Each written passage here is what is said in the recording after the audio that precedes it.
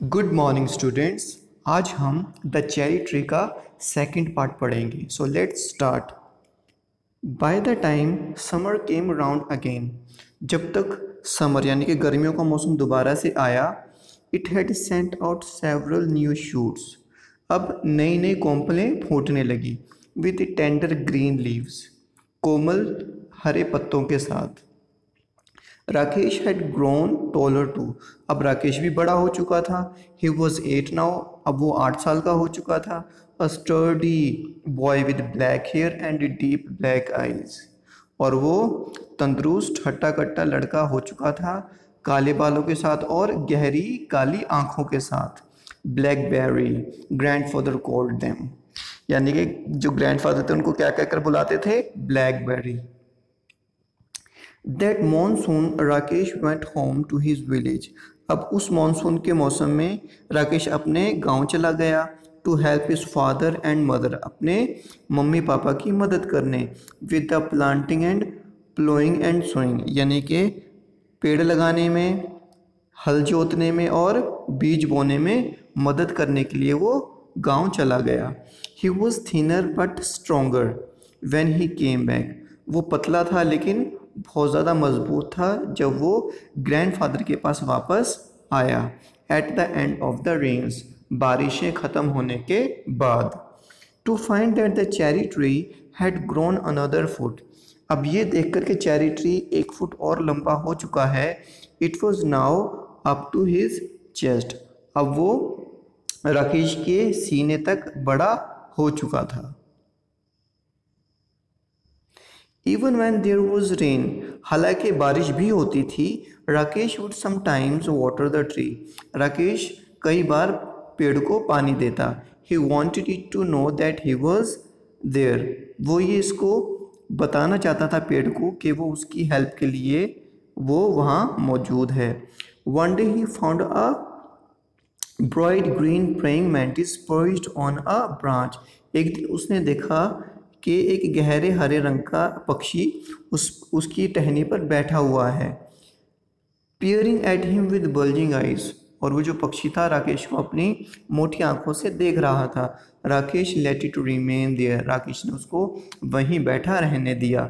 It was the cherry tree's first visitor, ये cherry tree का पहला मेहमान था। The next visitor was a hairy caterpillar, और जो दूसरा मेहमान था, दूसरा आगंतुक था, वो था caterpillar. Who started making a meal of the leaves, अब जो पत्तों को खाकर अपना खाना लेने लगा। Rakesh removed it quickly, Rakesh ने इसको फटाफट हटा दिया।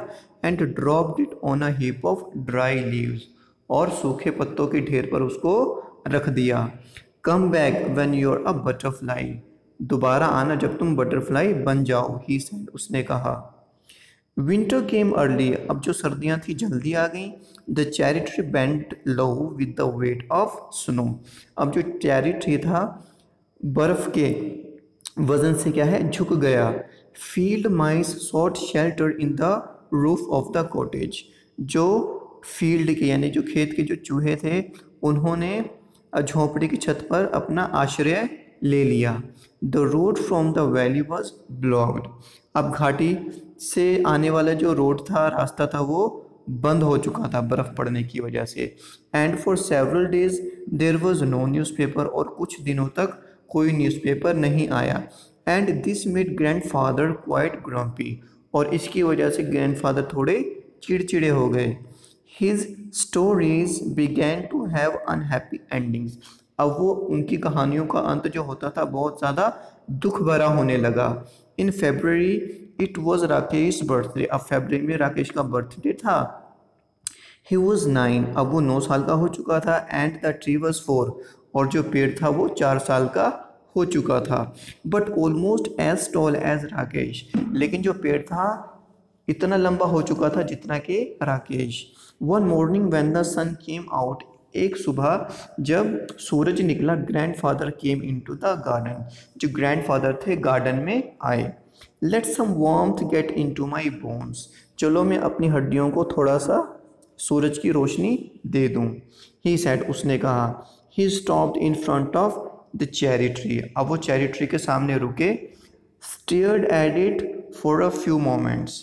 अब कुछ पलों के लिए इसको देखा, चेरी ट्री को देखा। एंड देन कॉल्ड राकेश, फिर उन्होंने राकेश को बुलाया। राकेश कम एंड लुक, आओ और देखो। कम क्विकली बिफोर इट फॉल्स, जल्दी आओ इससे पहले कि ये गिर जाए। Rakesh and grandfather gazed at the tree. अब राकेश और जो ग्रैंडफादर थे ट्री को टकटकी लगाकर देखने लगे। एज दो it had performed a miracle, ऐसा लग रहा था मानो इसने, इस पेड़ ने कोई चमत्कार कर दिया हो।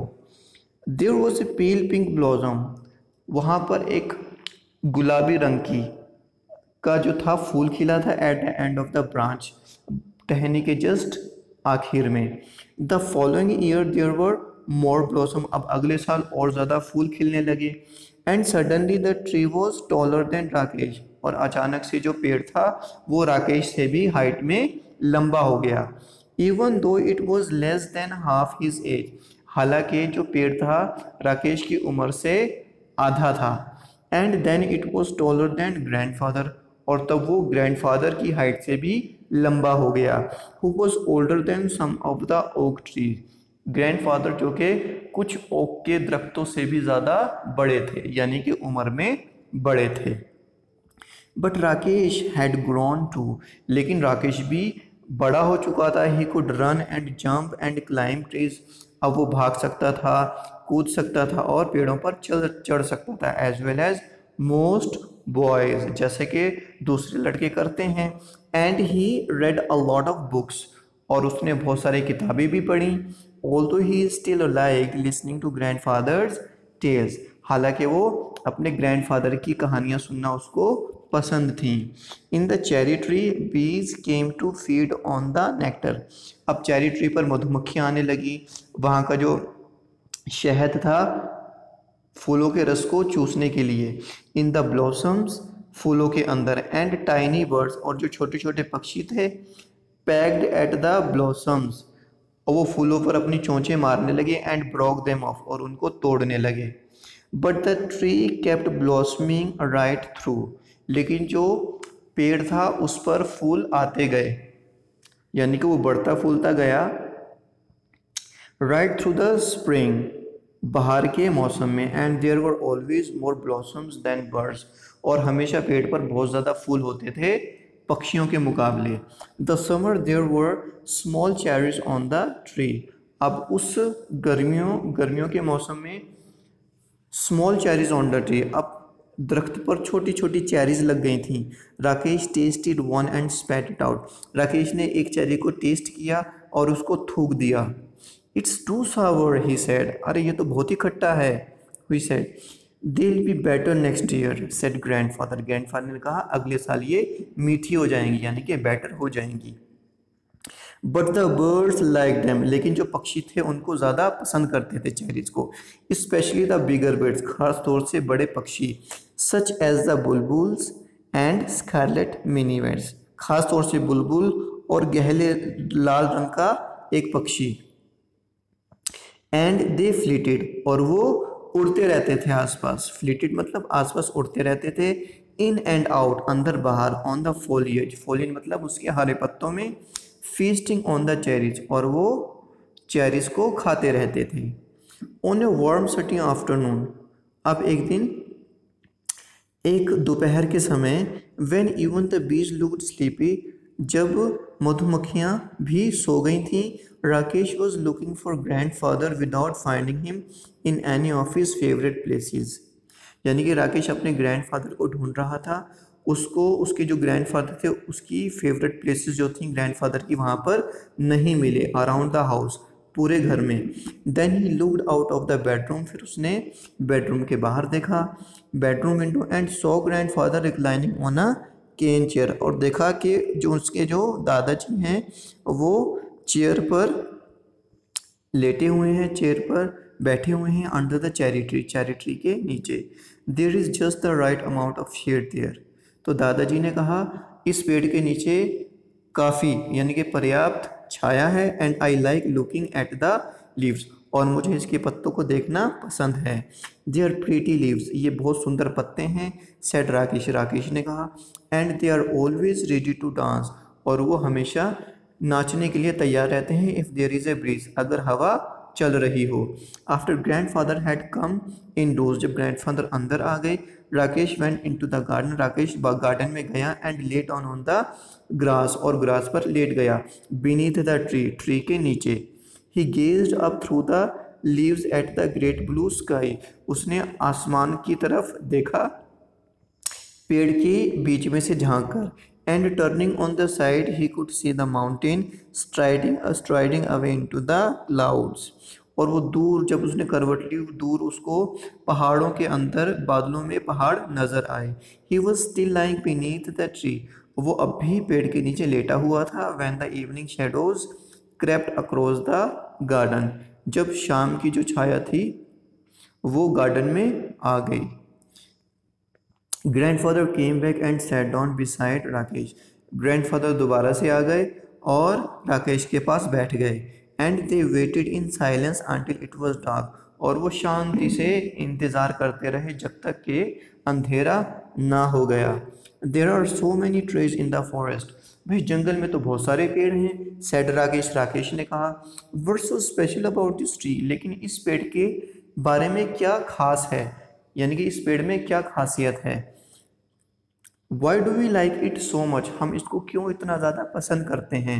We planted it ourselves, said grandfather, grandfather ने कहा क्योंकि हमने इसको अपने हाथों से लगाया है। दैट्स वाई इट्स स्पेशल, इसलिए ये खास है। जस्ट वन स्मॉल सीड, सिर्फ एक छोटा सा बीज, सेड राकेश, राकेश ने कहा। And he touched the smooth bark of the tree, और उसने उस पेड़ की के तने को पेड़ के तने के ऊपर उसने हाथ फेरा। एंड दैट हैड ग्रोन, जो बहुत बड़ा हो चुका था। He ran his hand along the trunk of the tree, अब उसने जो दरख्त था उसकी जो ट्रंक थी, उसका जो तना था, उस पर हाथ फेरा। And put his finger to the tip of a leaf, और उसने अपनी उंगली को पत्ते के जस्ट ऊपर रखा। आई वंडर, मैं सोचता हूँ, ही विस्पर्ड, उसने धीरे से कहा। Is this what it feels to be god, क्या ये परमात्मा की तरह महसूस होता है।